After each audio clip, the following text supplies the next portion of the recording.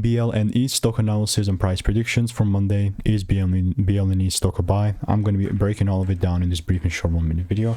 I am the only person in this world that has done 43,000 videos like this and documented them all. It's all on my YouTube channel. It's taken me 5 years and tens of thousands of dollars of my own money, but at least I've seen what's actually making me money.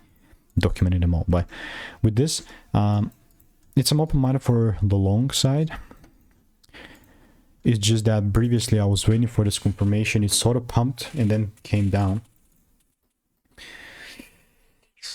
If you follow the double break rule, so the first break, I do think we're not late, but think about this is I want to have clarity, and the only thing that's going to make me have clarity is if the price pulls down a bit and gives me rules from there. And now guess what, mate? If it doesn't give me the rules, then I'm just not going to buy. You know, like, you know what I mean? Not everything's supposed to be traded at any given point. I mean, please your own due diligence, but if you want to stay tuned with BLNE and want to get my free money making emails and insights, click the first link in the description. It's free.